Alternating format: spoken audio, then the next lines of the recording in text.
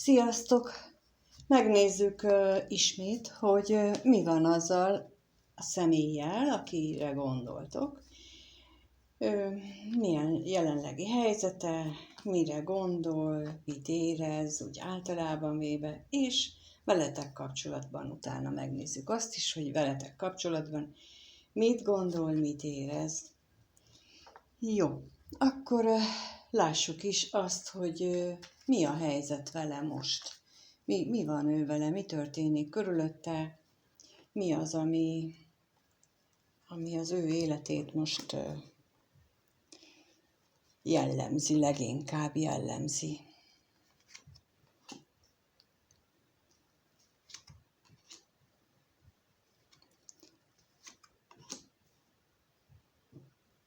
Mint láthatjátok, kijött a bírólapja, a kevés pénz, a féltékenység, a remény és a szomorúság. Ezért nekem most olyanról beszél, minthogyha egy, nem is a döntéshelyzetről, hanem inkább egy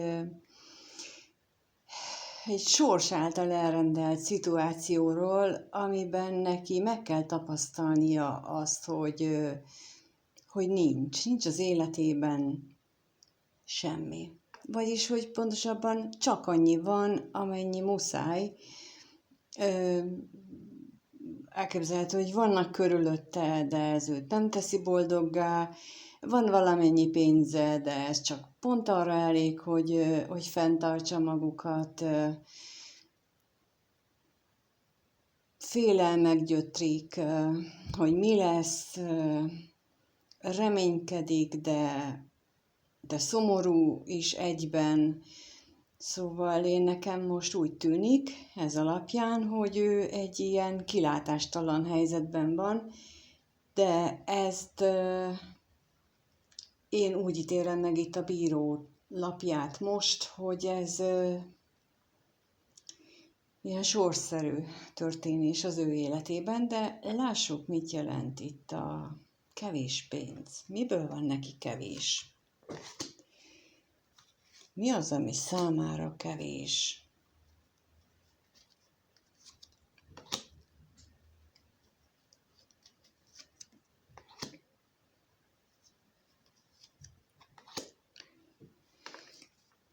Kijött rá a halál, a tolvaj, az özvegyember, a veszteség és a gyermek lapja. Én úgy gondolom, hogy ez nagyjából azt támasztja alá, amit mondtam, hogy valaminek át kellene alakulnia, valamit le kellene zárnia, de olyan érzése van, mintha őt meglopták volna, és ő így magányra van kárhoztatva. Nem érzi, ha vannak gyerekei, nem érzi azt, hogy ő például a gyerekei által szeretve lenne. Ha nem gyerekről van szó, akkor azzal kapcsolatosan vannak veszteségérzései, amit szeretett volna csinálni, egy új dologba ki akart volna kezdeni, új kapcsolatba, új munkába, bármilyen új dologba, és ezzel kapcsolatosan, hogy nincsen. Tehát nem teljesült az, amit ő elgondolt, nem jött meg az a nagy áttörés, amiben ő reménykedett, és ezért úgy érzi, hogy semmi nincsen. Persze ez nem jelenti azt, hogy tényleg nincsen semmije, hanem egyszerűen csak ő így éli meg a mindennapokat. Megkérdezzük azt, hogy mit jelent itt a féltékenység, mire vonatkozik itt a féltékenység.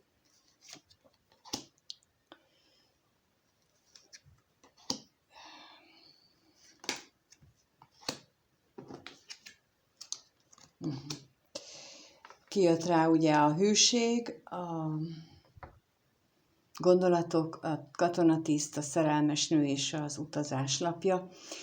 És ez azt jelenti nekem, hogy a félelmei leginkább arra irányulnak, hogy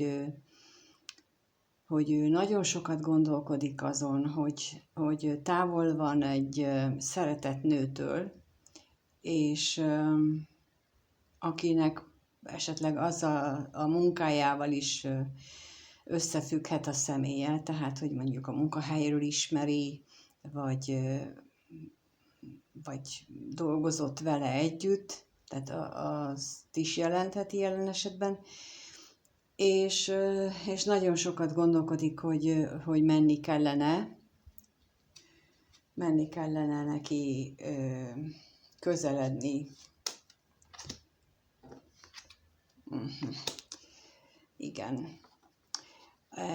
Tehát egy találkozásban reménykedne ő, vagy attól fél, hogy fél ezt a találkozást egyáltalán megejteni. Lehet, hogy gondolkodik rajta, de egyenlőre a félelmei erősebbek, és ezért nem tesz semmit sem.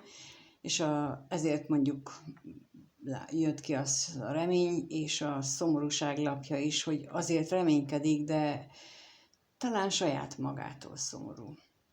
Mindegy, megnézzük, hogy gondolataiban, bár most ugye már néhányra rákérdeztem, és az azt mutatja, mintha a gondolata lenne, de megkérdeztük, hogy milyen gondolatok foglalkoztatják őt most, milyen tudatos gondolatai vannak ő neki most ebben az időszakban, milyen gondolatok foglalkoztatják őt.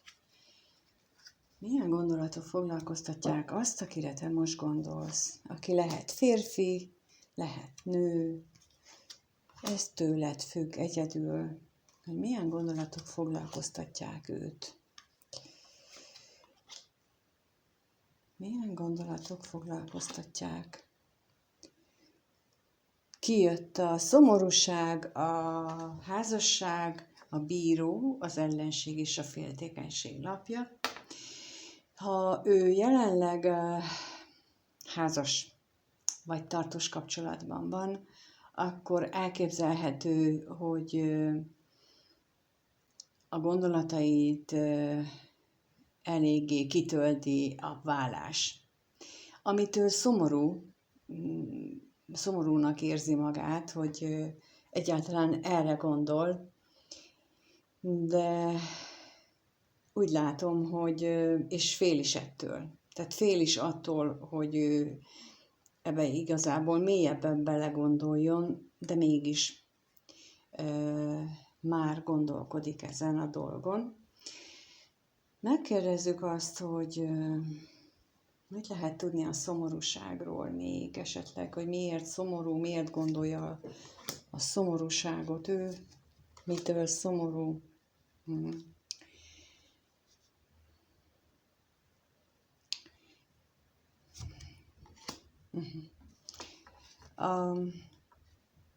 Szomorú gondolatai vannak, szomorú beszélgetései, elképzelhető, hogy saját magában vívja ezeket a belső gondolati csatákat, amelyik állandósultak már benne, és állandóan küzd magával. Most mit tudhatunk meg itt erről a házasságról? Ugye válást jelent, de esetleg tudhatunk-e meg a házasságról valamit?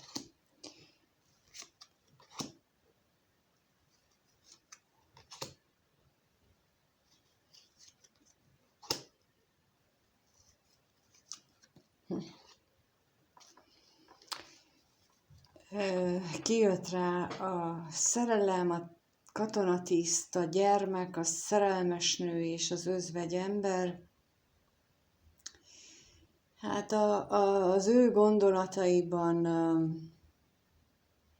ha mondjuk ő nem elkötelezett kapcsolatban van, akkor például jelentheti azt is, hogy el kellett válnia az ő szerelmétől, és nem lehet vele is távolságot tartanak. Persze ez akkor is lehet, hogyha a házasságban van, és lehet, hogy a házassága miatt kellett, vagy van ez a távolságtartás most jelenleg, és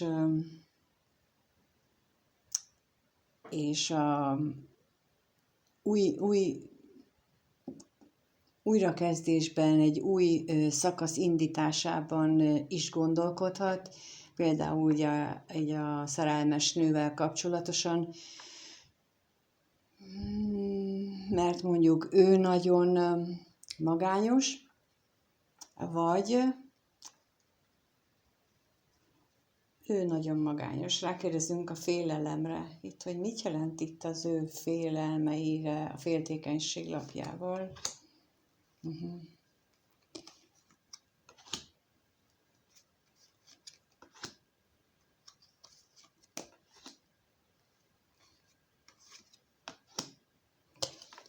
Ki jött rá az ajándék, az utazás, a tolvaj, a szerencsétlenség és a pénz. És a félelmeivel kapcsolatosan, ugye az előbb azt mondtam, hogy az özvegyember a szerelmes nővel, hogy ő új szakaszt szeretne kezdeni, és ezzel a szerelmes nővel, illetve a másik verzió, és azért kérdeztem rá a féltékenységre, a másik verziója az lehetett volna, vagy az lenne, hogy a félelmei amiatt vannak, hogy itt a nő életében megjelent mondjuk egy másik férfi, és hogy ettől fél. Mondjuk ami kijött a féltékenységre, ez nem zárja ki azt, de ő nagyon boldog lenne, hogyha utazhatna, ha mehetne, és ellopnák végül is az ő szerencsétlenségét, eltűnne az életéből az a szerencsétlenség, amit ő szerencsétlenségnek gondol, és amit nagyon nagy szerencsétlenségnek él meg, vagy másik esetben pedig azt jelenti, hogy amit az előbb is kijött, hogy elég szegénységnek éli meg, szegénynek az életét, és hogyha ez eltűnne, akkor annak tudna örülni, és a gondolatai körül járnak. Jó. Akkor megnézzük most, hogy mi az, ami őt... milyen érzések kavarognak ő benne. Ugye azt láttuk már, hogy kijött, hogy szomorúság, ez domináns, és elég régóta tarthat nála ez a szomorú állapot, illetve nagyon sok félelme van, de egyébként milyen érzései vannak neki a jelenlegi körülményeivel kapcsolatosan, milyen érzések vannak az ő szívében, amit ő el is ismer magának, mondjuk azok közül megnézzük, hogy milyen érzések vannak az ő elismert, bevallott érzései milyenek. Milyen érzések vannak benne? Milyen érzések vannak benne?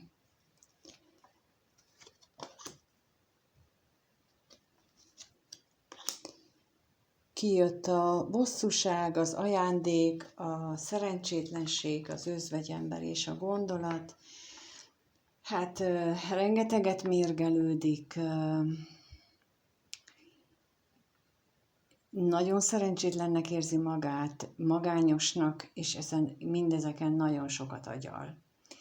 De mindjárt rákérdezek, hogy mi miatt érzi bosszusnak magát, miért van benne harag, mi ennek az oka. Mi az oka ennek a bosszúságnak?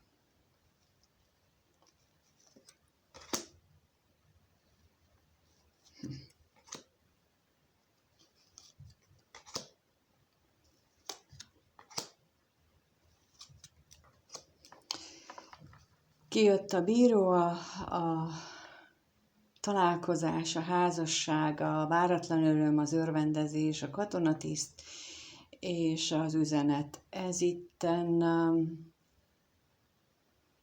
nagyon sok lap utal arra, hogy itt sokodoknál hármas kapcsolódásról van szó, és a bosszúság amiatt van, hogy hát dönteni kellene már az új és a régi kapcsolat között, És úgy tűnik én nekem, hogy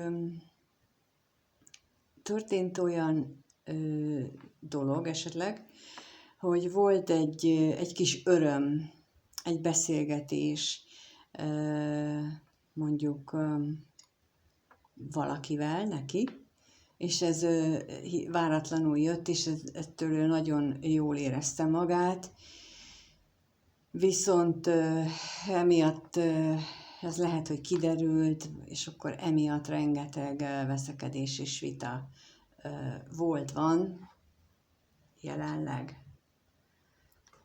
Mi lenne itt az ajándék? Milyen az ajándék, mi az az érzés benne? Miről? Mi az ajándék számára?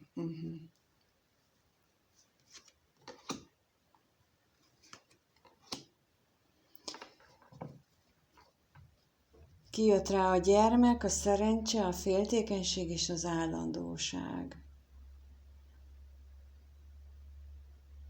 Tulajdonképpen nekem ebből az jön, hogy ő benne állandósult az az érzés, hogy minden jó dolog az életében csak káprázat. És a gyermek is, lehet, hogy van, ugye egyes esetekben van gyermek, és ő is felvidítja időnként, de fél, hogy ez nem jó, ez nem elég, ez nem tart így sokáig, hogy ez eltűnik az életéből. Mondom ezt annak ellenére, hogy nem ezt mutatják a lapok, de valahogy ezt érzem most, hogy ő neki a félelmei azon túl, hogy állandósultak, azon túl ezeknek az elvesztésével kapcsolatosak.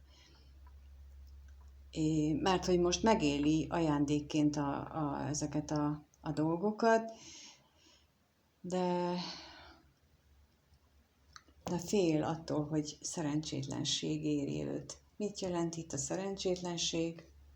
Lássuk.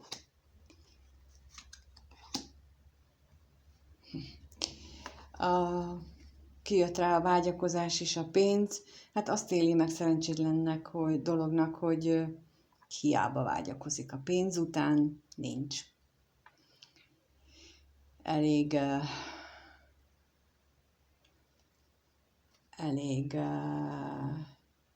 egyértelmű ez a vonulat. Ugyanakkor, ha úgy tekintem a szerencsétlenséget, mint testi megélését a vágyainak, és ugye a vágyakozás lapja is erre utal, akkor viszont az ő érzéseiben nem szerencsétlenségként jelenik meg ez a lap, hanem nagyon-nagyon erős fizikai vágyban jelenik meg, és ez már olyan erős, hogy érzéssé erősödött. Lássuk még a gondolatait, hogy ami itt megjelenik az érzések között, milyen gondolatok jelennek meg az érzései között. Hát,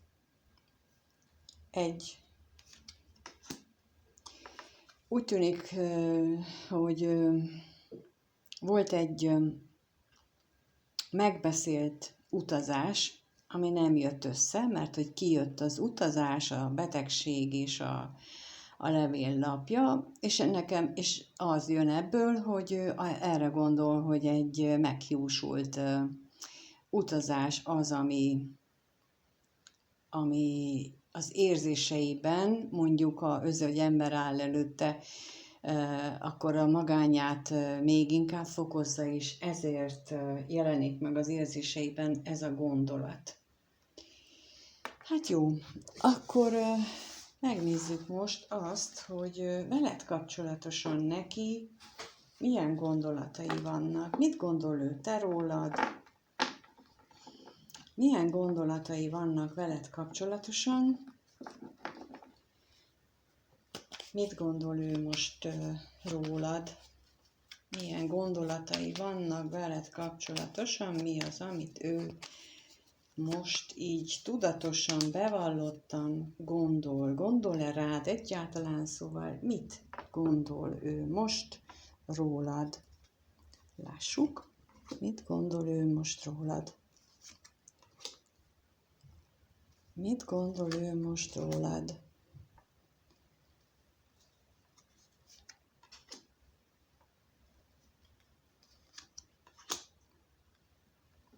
Kijött a tolvaj, a házasság, a veszteség, a lelkész és az örvendezés, és ez alapján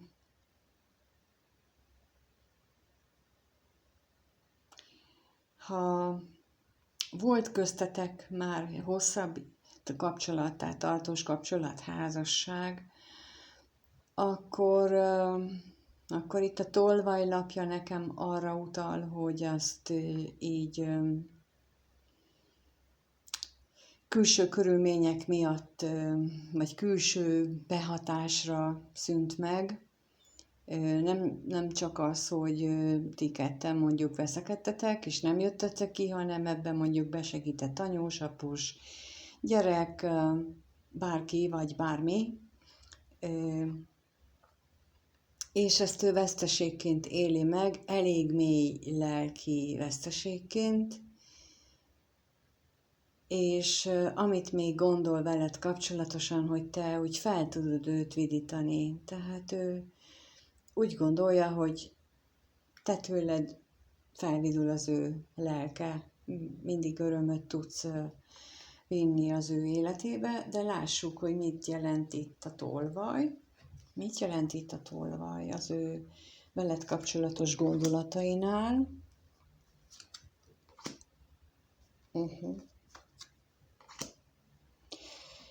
Kijött rá a hamisság, a váratlan öröm és az özvegyember, és ez megerősíti azt a gondolatomat, hogy köztetek, ha most távolság van, akkor abban szerepe volt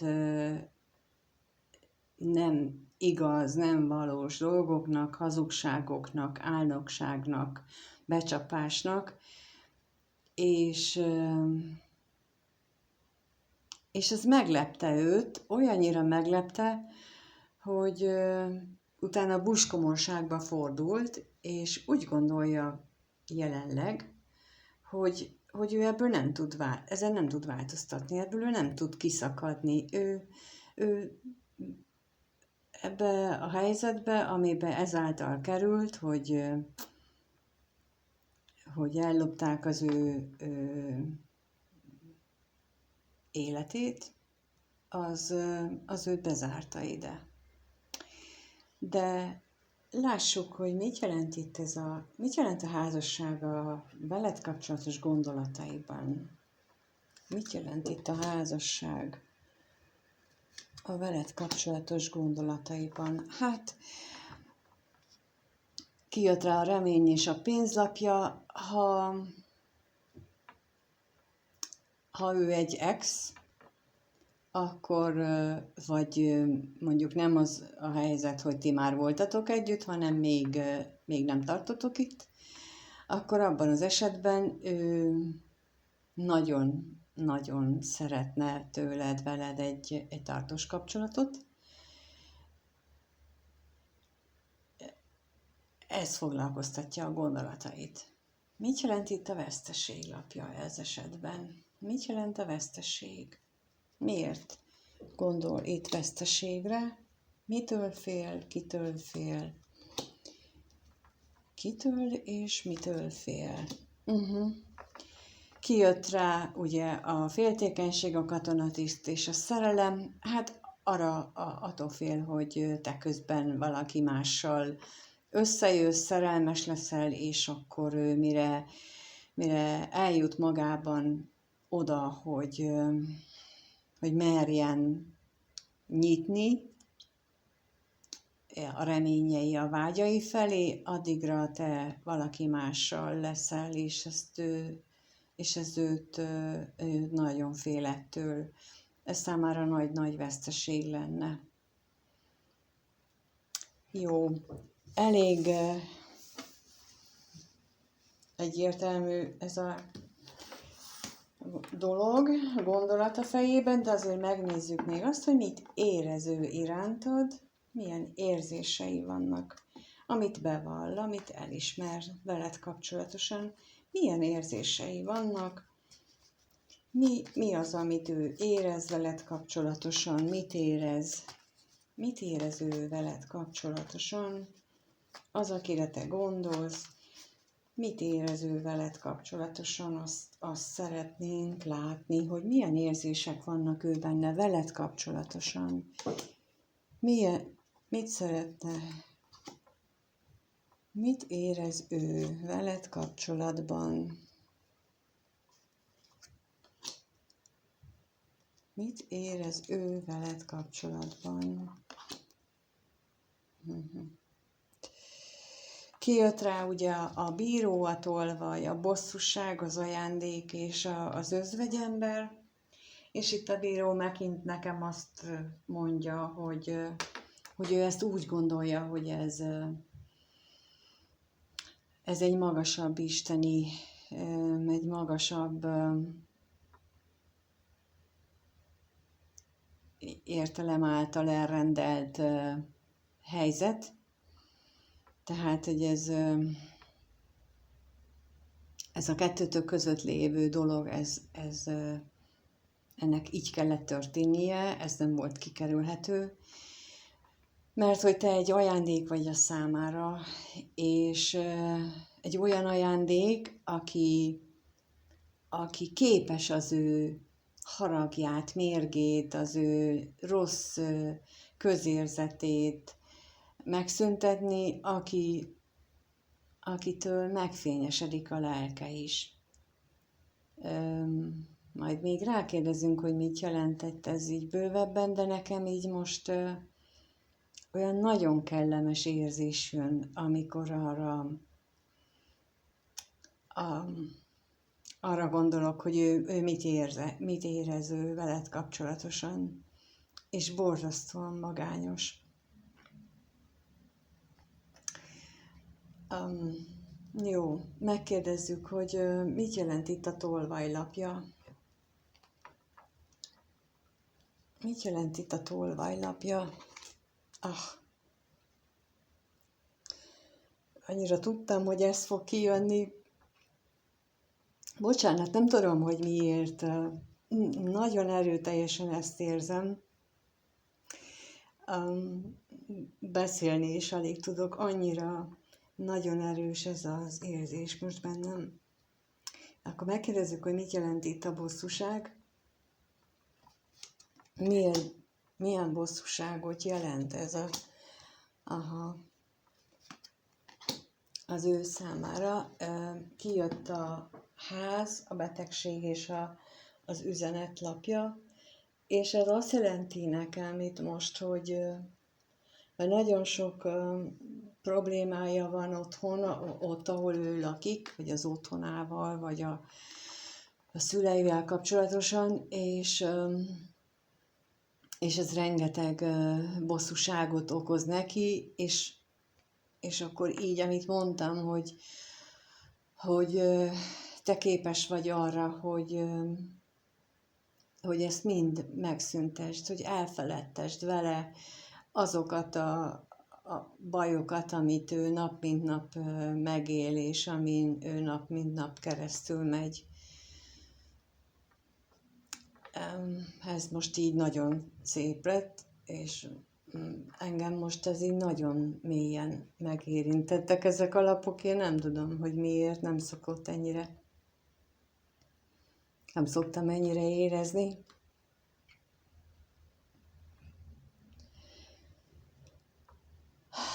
Jó.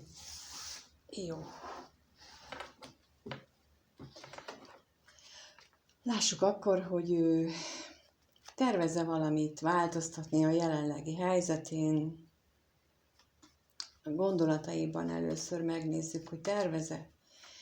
Gondolkodik-e valami változtatáson a jelenlegi helyzetével kapcsolatosan? Mit gondol?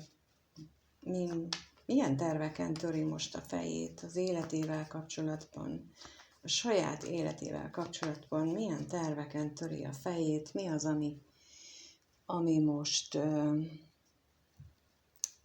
most őt foglalkoztatja. Kijött rá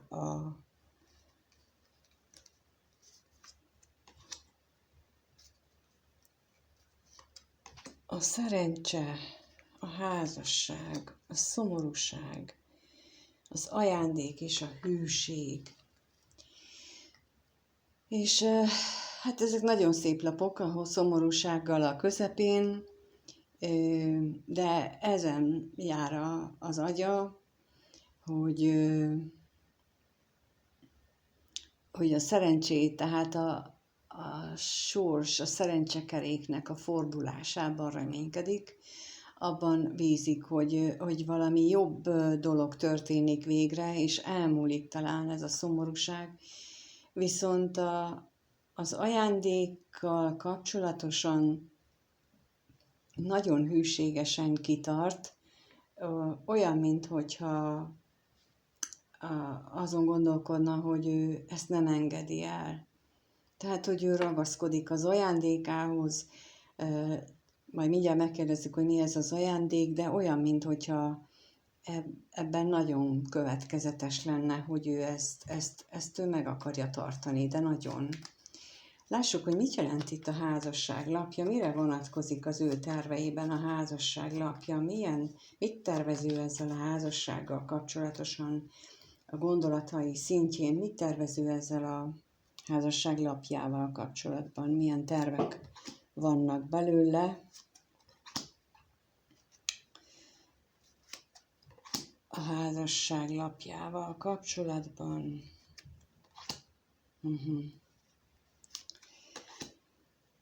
Hát itt megerősíti megint, hogy rengeteget gondolkodik rajta, és kijött a pénz, a találkozás, a halál, a gyermek és a gondolatlapja. És ebből nekem egyrészt az jön, hogy azon gondolkodik, hogy lehetne ezt, ha van neki házassága, hogy lehetne azt gazdagabbá tenni, anyagilag is, és másképpen is, és amint gondolkodik, hogy én nekem most itt az jön belőle, hogy ezt a 3-as kapcsolatot megszüntetni, lezárni, és egy új fejezetet indítani az életében. Hogy hogyan szüntetné meg a 3-as kapcsolatot, azt most éppen nem látom itt, hogy mire gondol, mert itt a halál és a házasság között ugye ott van a pénz is, meg a találkozás lapja is. De az is lehet, hogy ez csak azt jelenti, hogy elodázzák a házasság lezárását, és ezen gondolkodik, hogy azt még el kellene odázni, tehát hogy az nem időszerű, és lehet, hogy ezen agyal, hogy a gyerek, ha van gyerek, ugye akkor gyerekek miatt azt nem lehet lezárni, de azt szokták mondani, hogyha a házasság és a halál lapja együtt megjelenik, akkor elhúzhatják nagyon sokáig, évekig még, de annak előbb-utóbb úgyis vége lesz. Na, ezt viszont most itt, mivel közbeékelődő lapok vannak, ezt így egyáltalán nem lehet kijelenteni, hogy ezek így egymáshoz tartoznak. Sokkal inkább gondolom, hogy esetleg a 3-as kapcsolódásnak a befejezését fontolgatja, mert talán az a könnyebb. De megnézzük, hogy mit jelent itt az ajándék. Mire vonatkozik az ő gondolataiban az ajándék, mi az, ami mellett ő hűségesen kitartana. Kijött az örvendezés, a remény és a betegség lapja. Hát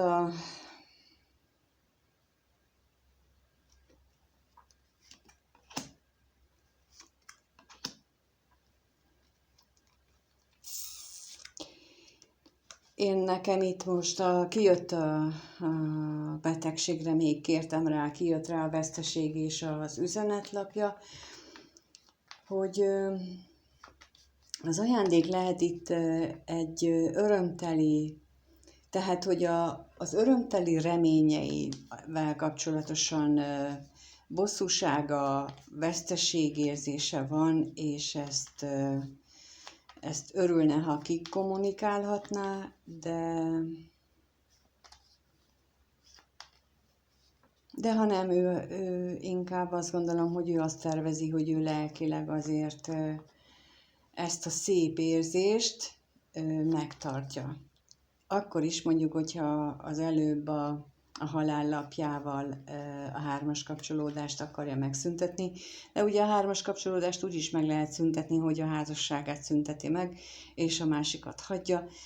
Persze ez a ritkább, és inkább az új kapcsolatával tart, vagy azt alakítja át másfelé, és ha ezt így tenné, akkor is az az ő gondolata, hogy ezt a csodás dolgot, amit ő ajándékként kapott, ezt ő a lelkében megőrzi. Még akkor is, hogyha erről mondjuk nem beszélhet. Jó, akkor megnézzük, hogy veled kapcsolatosan, konkrétan veled kapcsolatosan milyen lépéseket fog ő tenni, mi az, amit ő veled kapcsolatosan tervez, és mit fog ebből megtenni. Mi az, amit veled kapcsolatosan tenni fog? Fog-e tenni valamit? Fog-e veled kapcsolatosan tenni valamit, vagy mire lehet számítani a következő 1-2 hétben? Tehát mi az, amit ő veled kapcsolatosan tervez, és mit tesz meg? Mit tervez ő veled kapcsolatosan, és mit tesz meg? Milyen tervei vannak, és mit tesz meg? Kijött rá a kevés pénz, a gyermek, a levél, a gondolat és a bosszúság. Hát ez alapján azt mondom, hogy tenni nem sok mindent fog, tervezni se nagyon. Kis esélyét látja annak, hogy újra kezdhetnétek. Nagyon gondolkodik azon, hogy beszéljetek, és emiatt, hogy ő ilyen tutyi-mutyi, ezért ő nagyon sokat küzd magában, vívódik, csatározik magával. És lássuk, hogy mit jelent itt a kevés pénz. Kevés pénzlapja.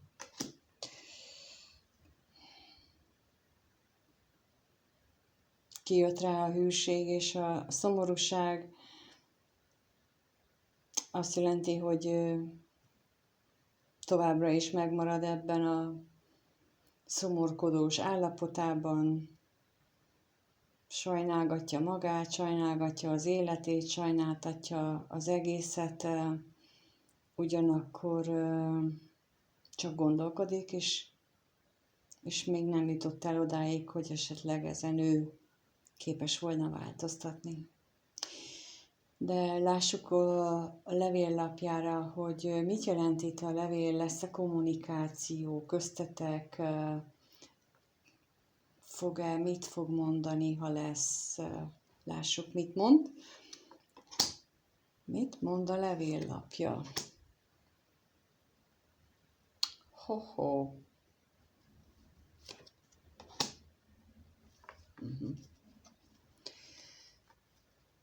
Kijött rá a tolvaj, a szerelem és az ajándéklapja, és elképzelhető, hogy ugye azt mondtam, hogy nagyon gondolkodik azon, hogy beszéljetek,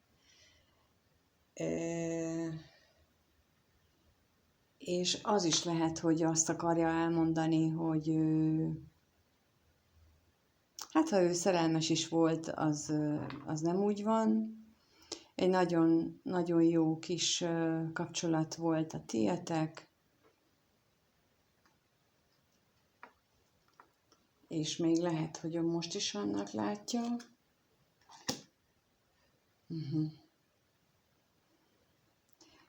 De ő neki a jelenlegi kapcsolódása az az ajándék, az a fontos. Miért van itt a bosszúság?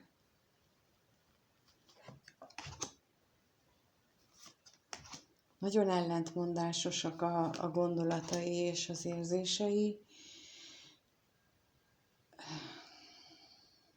Kijött rá a bosszúságra az utazása, az özvegyasszony és a szerencsétlenség, és ezzel kapcsolatosan nekem az jön ugye, amit az előbb mondtam, tehát, hogy ő azt mondaná el neked, hogy hát ő valójában nem is úgy érez, ahogy azt esetleg mondta neked, nem is úgy gondolja, mert ő neki a mostani élete fontosabb, ugyanakkor meg belső csatákat küzd, mert hogy szíve szerint menne a tűzzel, szenvedéllyel vágtatna, hát ha te idősebb vagy, akkor hozzád, ha nem, akkor pedig esetleg a környezetében lévő nővel kapcsolatosan gondolja azt, hogy az akadályozza meg azt, hogy ő mehessen hozzád, és azt okolja az ő tehetetlenségéért, és emiatt van benne ez a sok feszültség, harag, düh és minden egyéb. Ez egyik őtöknél így, a másik őtöknál esetleg úgy lesz igaz, attól függ, hogy ki milyen élethelyzetben van. És ez nagyon érdekes így, főleg, hogy én az előbb azt éreztem, hogy ő milyen nagyon mély érzéseket táplál irántad. És ez elképzelhető, hogy így is van továbbra is, csak hogy ő nem ezt akarja mondani. Ő nem ezt akarja tenni. Az előbb ugye kijött a tervezgetéseinél azt, hogy a 3-as kapcsolatot meg akarja szüntetni, mert számára nagy érték a házasság. A kapcsolat, ha arról van szó, és ezért beáldozza, és ezért hazudik saját magának is. Tehát egyes esetekben legalábbis akinek most én az érzéseire rákapcsolódtam, az biztos, hogy így érez, és így gondolkodik, és így fog cselekedni, vagyis hát nem cselekedni. Más esetekben azért lehetnek kicsit jobb helyzetek, de hát ugye sokan nézitek, ezért különbözőek lehetnek. És én remélem, hogy ti lesztek többen, azok, akiknek nem ez a nagyon negatív vonulata lesz igaz ennek a kirakásnak, akinél ez a férfi csak éppen rendezi sorait, és hajlandó beleállni az érzéseibe, és hajlandó megtenni azokat a dolgokat, ami szükséges, mert az érzéseinél és a gondolatainál is kijött az, hogy ami veled kapcsolatos, hogy ő ezt úgy éli meg, hogy ez egy sorsszerű dolog, hogy ezt most meg kell tapasztaljátok mind a kettőtöknek, és remélem, hogy ez alapján ő el fog azon gondolkodni, hogyha ez sorsszerű, akkor abból mit kell megtanulni. Mit kell megtanulnia neki, és mit kell esetleg megtanulni neked. Én most azt gondoltam, hogy megkérdezem azt, hogy ebben az esetben, hogyha ő azt gondolja, hogy megszünteti ezt a 3-as kapcsolódást mondjuk veled, vagy erről a kommunikációval, amit itt utoljára mutattak a lapok, hogy azt fogja mondani, hogy nincs már benne érzelem veled kapcsolatosan, és neki a jelenlegi kapcsolata mondjuk fontosabb, mint ez, hogy vagy egyáltalán a jelenlegi helyzetben mi az, amit te tehetsz, mit tehetsz te a jelenlegi helyzetben, hogy előmozdítsd vagy ezt a kapcsolatot, de inkább a saját életedet, hogy előmozdítsd. Igen, ezt fogom kérdezni, hogy mit tehetsz te azért a jelen helyzetben, hogy előmozdítsd a saját életedet. Jó, lássuk, mit tehetsz te a saját érdeked érdekében. Ami jött első szó, azt jelenti, hogy állj tovább, mert hogy jön a szerelem. Bocs, ez jött, ahogy megláttam a lapot, de majd meglátjuk. Ó.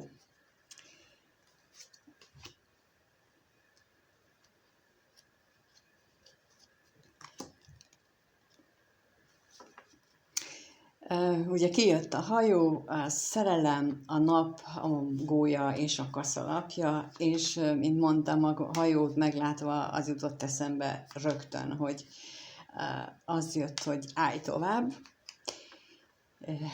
és tényleg azt mondják, hogy lassan, de biztosan érkezik a szerelem, a valódi szerelem, ami igazi boldogságot és egy új életszakaszt, életet hozhat a számodra, és a végén a kasszával nekem azt mondja, hogy próbáld lezárni a dolgaidat. De rákérdezünk, hogy mit jelent itt a hajó, azon túl, hogy állj tovább, hova és miért. És mit a kaszára még rákérdezünk, hogy a kassa mit kellene. Igen. A hajóra kijött ugye a kulcs és a torony, a kaszára pedig a férfi főszemély és a horgony. És így a hajóval kapcsolatosan ugye a kulcs azt mondja, hogy találd meg azt a gondolatot, azt a gondolat mintázatot, vagy érzés mintát, ami miatt te bezártad magad ebbe az érzésbe, hogy te nem tudsz menni ebből a kapcsolatból, és ez lesz majd a megoldás kulcsa ahhoz, hogy te el tudj innen hajózni, és a kaszára is kijött a férfi főszemély és a horgony, és az is arra utal, hogy lehorgonyoztál le mellett a férfi mellett, és ha megtalálod a kulcsot a toronyból kivezető ajtóhoz, akkor fölszedheted ezt a horgonyt, és tényleg elhajózhatsz a nap felé, egy új, boldogabb életszakaszba. Úgyhogy a tanács az szerintem ezekből a lapokból mindenképpen az, hogy vizsgáld meg, hogy milyen gondolat minta,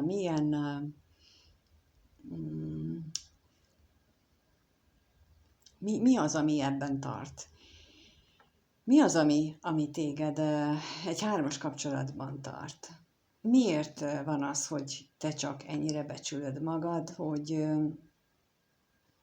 te csak egy második személynek vagy jó? Mi ennek az oka, honnan ered benned, és próbálj meg őszintén válaszolni ezekre a kérdésekre, és ha mondjuk megtalálod, hogy honnan ered, akkor próbáld meg elgondolni annak az ellenkezőjét, vagy felnőttként is átgondolni, hogy tényleg csak ennyit érdemelsz? És ha azt mondod, hogy nem, akkor lehet, hogy utána már tényleg meg tudod tenni ezt a elhajózást ebből a, hát nem igazságos helyzetből.